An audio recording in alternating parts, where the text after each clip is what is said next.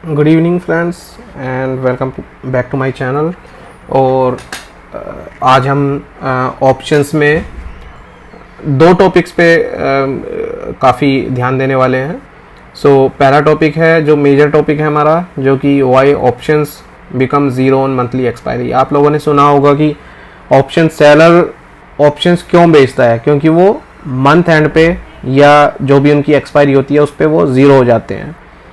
Zero होने का मतलब है कि यदि आपने कोई ऑप्शन 10 रुपये का बेचा था, निफ्टी का ऑप्शन 10 रुपये का बेचा था और 75 का लोट है और वो वीकली एक्सपायरी पे ज़ीरो हो जाता है, आप उतने लकी रहते हैं कि आपका ऑप्शन ज़ीरो हो जाता है क्योंकि आपने ऑप्शन पूरा एनालिसिस करके बेचा था, तो आपको 750 रुपये का प्योर मुनाफा हो जाएगा। जब मैं कहता हूँ कि ऑप्शन ज़ीरो हो जाते हैं तो उसके पीछे होता क्या है, क्यों ऑप्शंस ज़ीरो होते हैं? उसके पीछे होते हैं ग्रीक्स में पहला ग्रीक है थेटा, और भी बहुत सारे ग्रीक्स होते हैं जैसे वेगा, गामा, लेकिन वो हम बाद में देखेंगे। और अभी हम जो मेजर फोकस होगा हमारा थेटा होगा, और theta is called as option sellers friend. यदि थेटा ना होता तो ऑप्शंस ज़ीरो ना होते, और ऑप्शंस ज़ीरो ना होते या ऑप्शंस हर रोज ना घटते तो ऑप्शन सेलर कभी पैसा ना बना पाता। और इस थेटा को साथ में लेके, इस थेटा की मदद से ही हम लोग पैसा बना पाते हैं। ठीक है, थेटा की जो बुकिश डेफिनेशन है वो मैं अब आपको बताता हूँ। The rate of decline in the value of an option due to the passage of time. Simple, बिल्कुल टू द पॉइंट डेफिनेशन है कि जो रेट ऑफ डिक्लाइन होता है किसी भी ऑप्शन की वैल्यू में, कि ऑप्शन 10 रुपये का था 10 तारीख को जब वो ऑप्शन चालू हुआ, और 17 को जब वो ऑप्शन एक्सपायर होता है तो उसकी वैल्यू 10 पैसे या 20 पैसे या ज़ीरो हो जाती है, और वो केवल और केवल थेटा की वजह से होती है। और मैं ये भी बताऊंगा आप थेटा देखेंगे कहाँ पे और थेटा कितना होना चाहिए। थेटा वैसे तो मैक्सिमम होना चाहिए, लेकिन एक ऑप्टिमल लेवल कितना है थेटा का, जो होगा तो आपका ऑप्शन ज़ीरो हो जाएगा और आपको मतलब ज़्यादा समय वेट नहीं करना पड़ेगा। Theta decay of an option, time decay of an option, that's called theta decay. Theta you can refer it as like time decay. Time के साथ साथ जैसे जैसे दिन बढ़ेंगे, सपोज कीजिए आपने कोई ऑप्शन मंडे में लिया है और हमारी थर्सडे में एक्सपायरी है, जैसे ट्यूसडे आएगा ऑप्शन का रेट थोड़ा, ऑप्शन का जो प्रीमियम है वो थोड़ा कम हो जाएगा। 10 रुपये का लिया था वो 9 का हो जाएगा।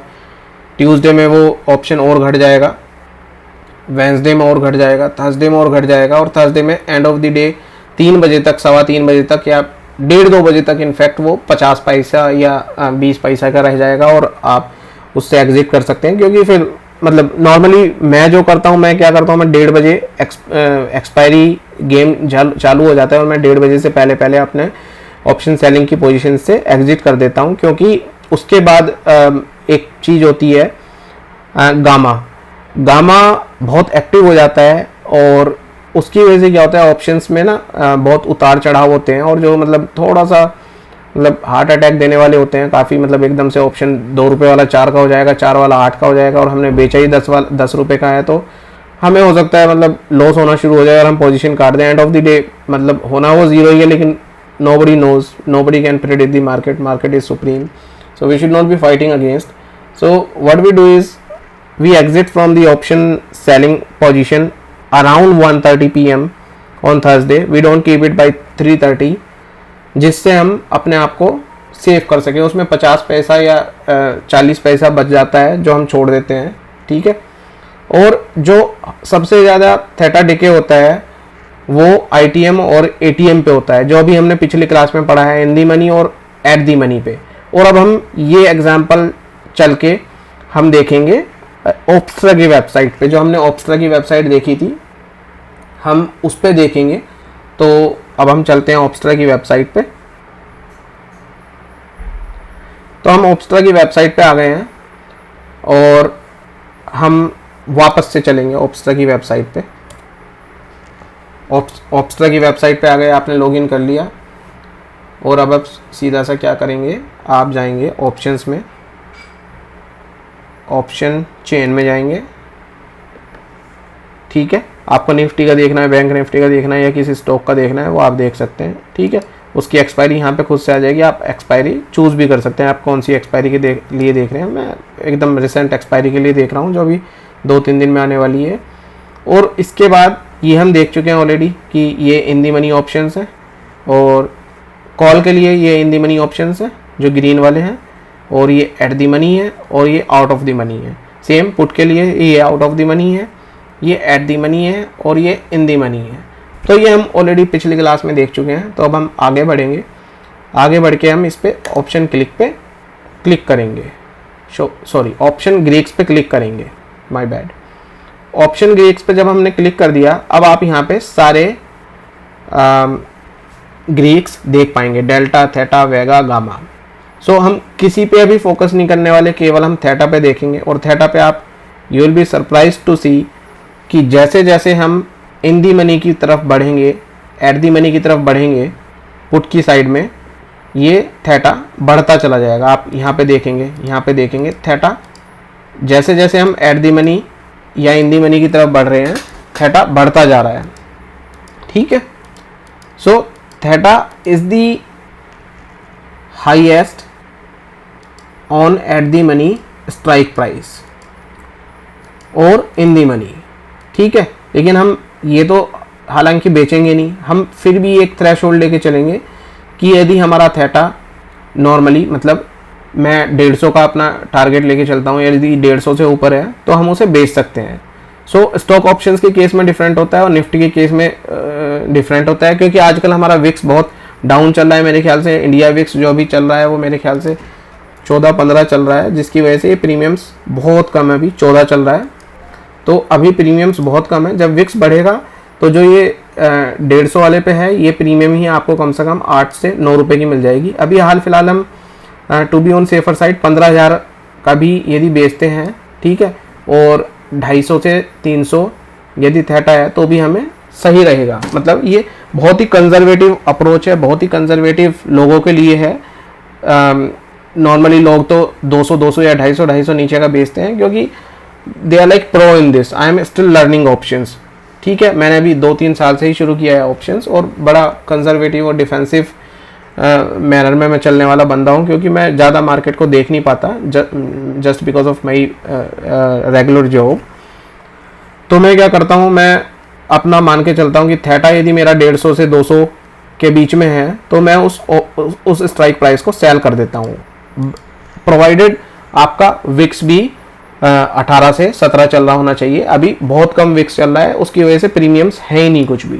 प्रीमियम्स यदि नॉर्मल कंडीशन में आपका यदि 18 से 20 विक्स चलता है तो प्रीमियम्स ये 2.5 से 3 गुना हो जाती हैं। ठीक है, और उस टाइम पे हमें मतलब अच्छी खासी प्रीमियम मिल जाती है। और सेफ्टी देखिए आप 15,800 से 16,350 किसी भी हालत में वो 17 तारीख तक नहीं जा सकता है। ठीक है, या हम इवन ये भी उठा लें 16,200 भी नहीं जाएगा। ठीक है, तो हम अपने कंफर्ट के हिसाब से हम बेच सकते हैं।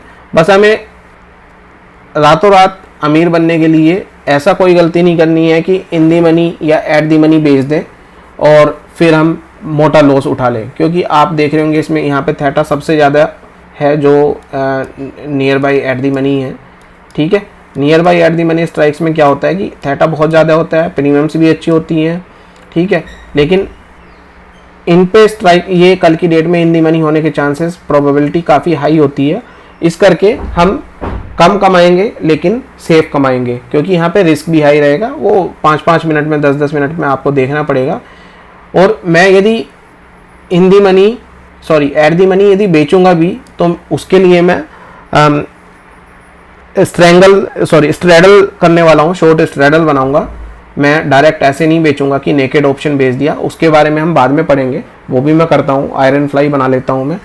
ठीक है, यदि मुझे ज़्यादा सेफ प्ले करना होता है, उसमें लिमिटेड रिस्क होता है, अनलिमिटेड रिस्क नहीं होता, लिमिटेड रिस्क होता है। सपोज कीजिए मैं 1,000 का या 2,000 का रिस्क ले सकता हूँ और कमाऊँगा मैं 750 या 800 रुपये, तो वो मेरे लिए वाजिब है, क्योंकि एक बार में 10,000 कमाने से अच्छा है कि 500, 700 या 1,000 रुपये का रिस्क ले लीजिए और धीरे धीरे छोटा छोटा कमाइए। ऑप्शंस में और शेयर मार्केट में कमाने के लिए बहुत कुछ है, गंवाने के लिए कमाएंगे आप बहुत धीरे धीरे, लेकिन गंवाएंगे आप एकदम से।